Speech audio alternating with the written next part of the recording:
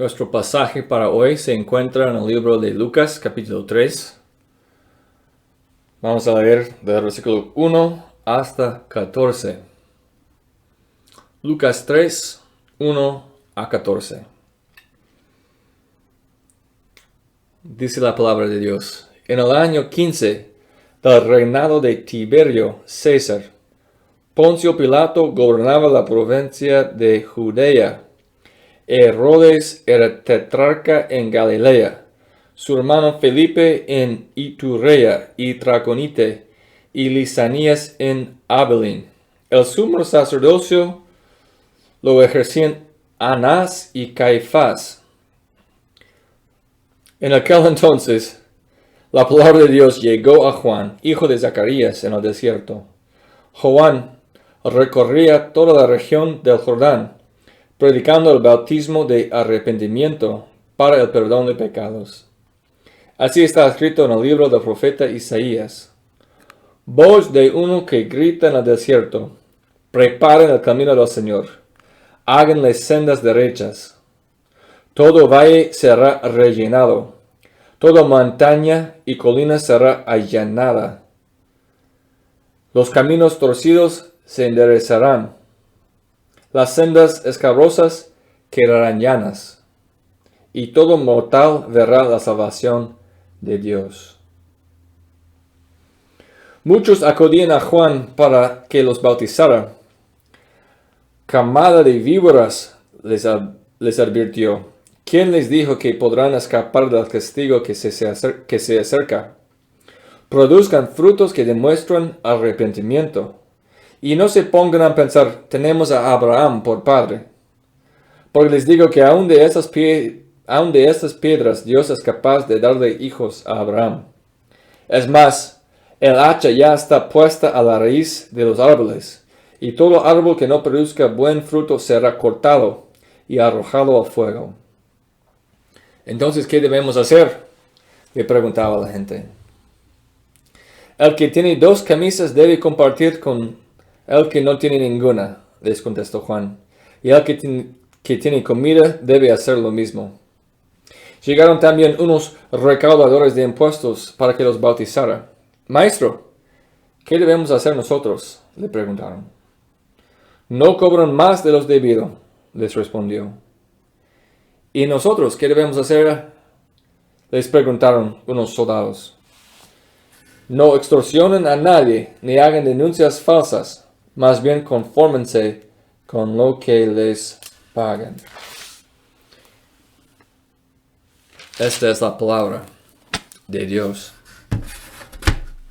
Hermanos, hoy vamos a hablar sobre el arrepentimiento. Y lo hablaremos, debajo de 3 subtítulos. ¿Qué es el arrepentimiento? ¿Cómo se ve el arrepentimiento en la vida de alguien? ¿Y cuál es nuestra motivación para arrepentirnos? Entonces, primero, ¿qué es arrepentimiento? La palabra griega que se traduce como arrepentimiento es metanoia. Metanoia es una palabra compuesta, es una combinación de 2 palabras griegas, meta y noeo. Meta significa después y noeo significa pensar o saber. Así que metanoia significa literalmente pensar después o volver a pensar. Antes pensabas de una forma, pero ahora piensas de otra. Antes tenías la intención de vivir de una cierta manera, pero ahora tienes una intención de vivir tu vida de manera muy diferente.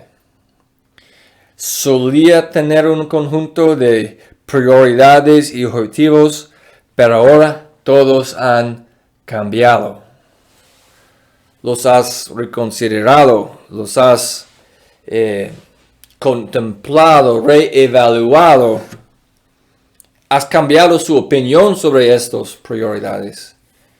Y este cambio es el corazón de arrepentimiento. Los griegos pensaban que en este cambio sucedía principalmente en la mente, pero no se limita solo a la mente. El arrepentimiento también compromete nuestro corazón.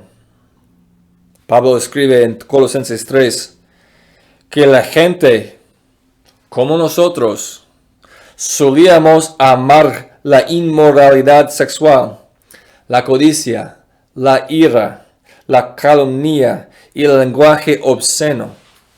Para ahora que estamos en Cristo, se supone que debemos amar las cosas nuevas, cosas como compasión, bondad, humildad y gentileza. Es como si toda nuestra perspectiva en la vida cambió. Antes, nuestro corazón estaba puesto en cosas malas, cosas pecaminosas. Éramos anarquistas que se rebelaron contra Dios. Pero ahora, nuestros corazones han cambiado. Tienen que cambiar. Tienen que ser renovados. Y tienen que someterse a la voluntad de Dios en obediencia. Juan el Bautista, en nuestro texto de hoy, insta a la gente a arrepentirse.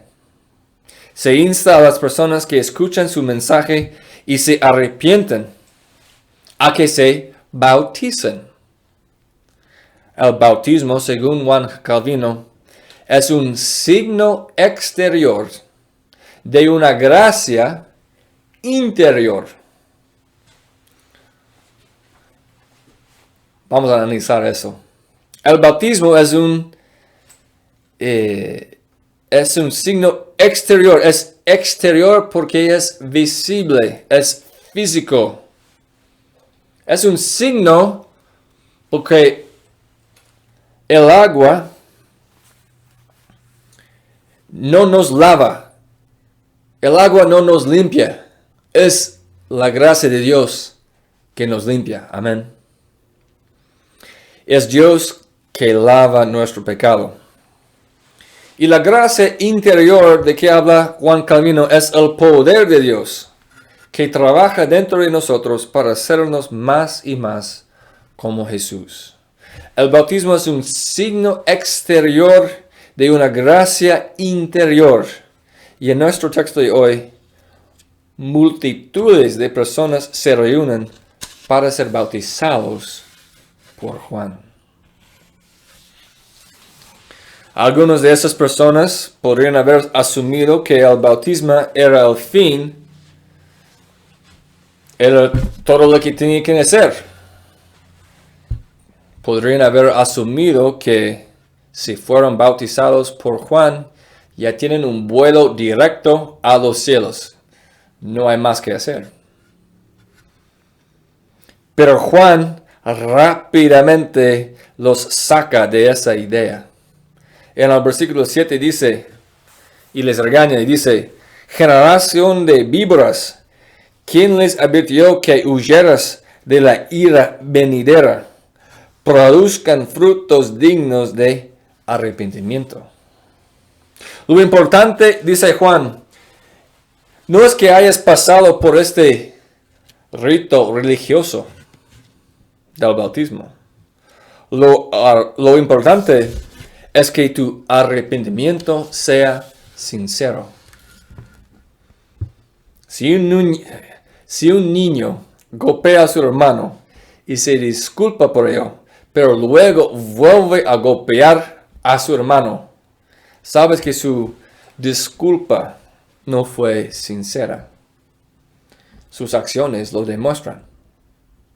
Así también con nosotros, nuestras acciones tienen que demostrar que nuestro arrepentimiento es sincero.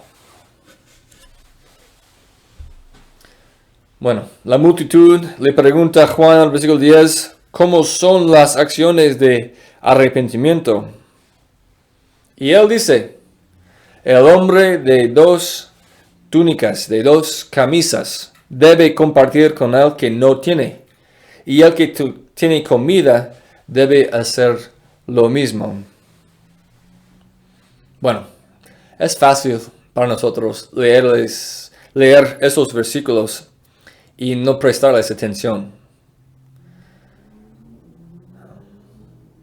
Nos han enseñado la importancia de compartir desde los 2 años. Y eso es lo que enseña Juan el Bautista en este versículo, ¿verdad? Que compartimos. Pero debemos analizar esas palabras un poco más profundamente. Mira lo que dice Juan. El hombre con 2 camisas debe compartir con el que no tiene ninguna. Observamos que el hombre solo tiene 2 camisas para compartir. Entonces, cuando regala una de ellas, está regalando la mitad de sus camisas. Una cosa es regalar una camisa que no necesita, que ya no se lleva bien, algo así. Pero es otra cosa dar 50% de todas las camisas que uno tiene. No creo que sea demasiado exagerado suponer que Juan nos diría que hagamos lo mismo con nuestros pantalones, zapatos, chaquetas y todo lo que tenemos en nuestro armario. Imagínate regalando 50% de todo lo que tenemos. Radical, ¿verdad? Pero eso es solo una forma de leer la enseñanza de Juan en estos versículos. Podríamos llevar esto un paso más allá. Aquí hay una pregunta. ¿Cuántas camisas le quedan al hombre después de regalar una? ¿Cuántas le quedan? Solo una, ¿verdad?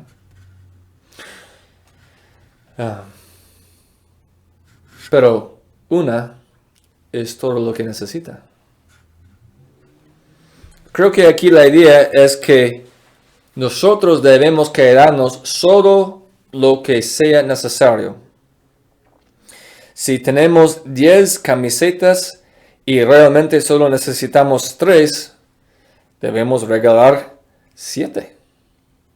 Si tenemos 8 pares de pantalones y realmente solo necesitamos 2, regalamos 6.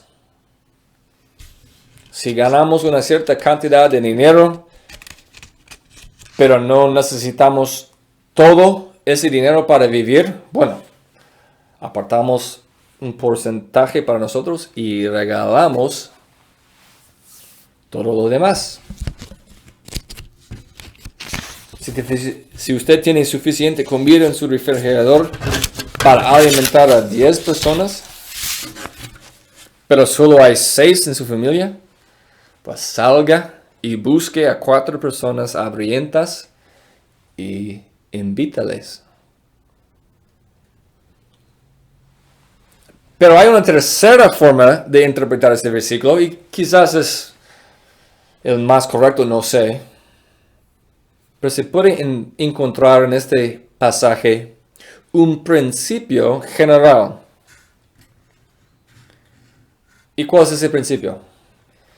Que se supone que las personas arrepentidas deben vestir al desnudo y alimentar al hambriento. Si ese es el caso, entonces hay un montón de cosas que podemos hacer. Deberíamos apoyar el trabajo de los bancos de alimentos y nuestras misiones de rescate locales como San Fernando Valley Rescue Mission. Ellos proveen comida, refugio y ropa a las personas necesitadas de nuestra comunidad. También deberíamos pensar a nivel mundial en las formas en que podemos vestir a los desnudos y alimentar a los hambrientos. Si usted se pone a pensar muy profundamente, quizás tendría esa idea que debemos apoyar los proyectos que enseñan a la gente habilidades de negocios o de cultivar fincas y cosas así. Si enseñemos a ellos y ganan su propio dinero, pueden comprar la comida, la ropa y el hogar que necesitan. No sé exactamente qué interpretación respaldaría el propio Juan, pero espero que usted haya tenido una visión de generosidad radical. Cuando nosotros nos arrepentamos, es una transformación de toda nuestra vida. Pasamos al versículo 12. En el versículo 12, los recaudadores de impuestos vienen a ser bautizados. En la época de Juan se despreciaba absolutamente a los recaudadores de impuestos. Los recaudadores de impuestos eran judíos, pero trabajaban para los romanos que ocupaban Israel. Se suponía que debían recaudar una cierta cantidad de dinero de cada hogar. Pero solo los recaudadores de impuestos sabían cuánto era esa cantidad. La gente no sabía. Entonces, los recaudadores de impuestos podrían venir y decir, debes $2,000, cuando en realidad solo debían $1,000. Fue totalmente injusto. Todo el mundo sabía que los recaudadores de impuestos estaban cobrando de más, pero como los recaudadores de impuestos representaban al gobierno romano, nadie podía hacer nada para detenerlos. Entonces, lo curioso de esos recaudadores de impuestos es que lo que estaban haciendo era más o menos legal. Los romanos hicieron las leyes y los romanos no les importaba si los recaudadores de impuestos tomaban más de lo requerido. Solo querían que traigan dinero, ¿verdad? En contraste, Juan les dice a esos recaudadores de impuestos que lo que están haciendo está mal. Juan les dice a esos recaudadores de impuestos que hay una ley más alta que la ley romana. Y esa ley es la ley de Dios. Están desobedeciendo esa ley. Y ese mismo principio se aplica a nuestras vidas, hermanos. Que hay cosas legales según la ley estadounidense que no son legales según la ley de Dios. Hay cosas que podemos hacer en nuestros negocios que son legal en este país, pero no son correctos. Entonces el llamamiento de Dios es que hagamos lo correcto, que obedezcamos a Dios en cada lugar. Si sea en nuestro trabajo como esos recaudadores de impuestos, o si sea en nuestro hogar, o en la calle, o cuando nos estamos divirtiendo. La ley de Dios aplica en todo lugar y hay que obedecerlo, si sea conveniente o no.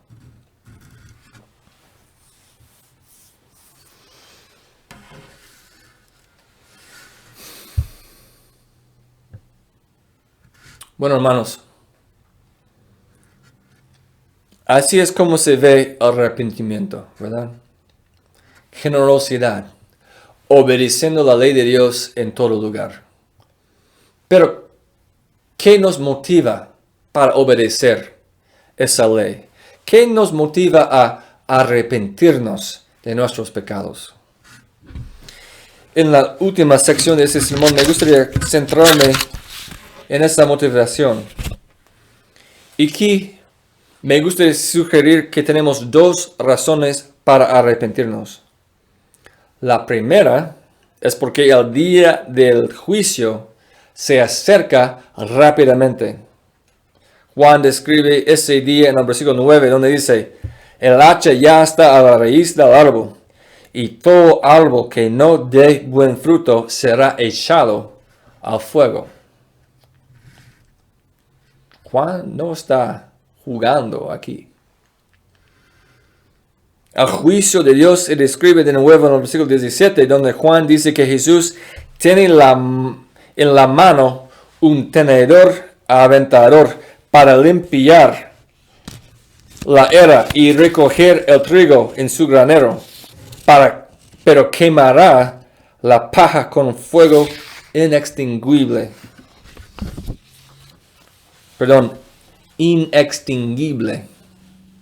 Entonces Juan nos enseña que hay consecuencias reales por no arrepentirnos.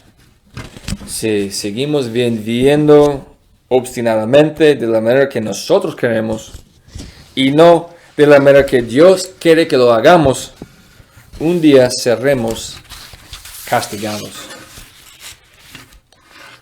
Pero la segunda razón por la cual debemos arrepentirnos es por lo que Jesús hizo por nosotros cuando murió en la cruz. En la cruz Jesús tomó nuestro pecado sobre sí mismo para darnos su justicia.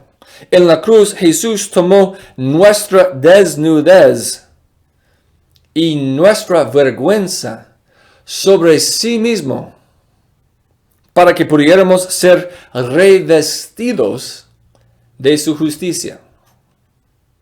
¿Recuerda las palabras de Juan el Bautista en el versículo 11? Dice: al que tiene 2 camisas, dáselas al que no las tiene. Somos nosotros los desnudos. Somos los que no tenemos justicia. Y si nosotros hubiéramos quedado así para siempre,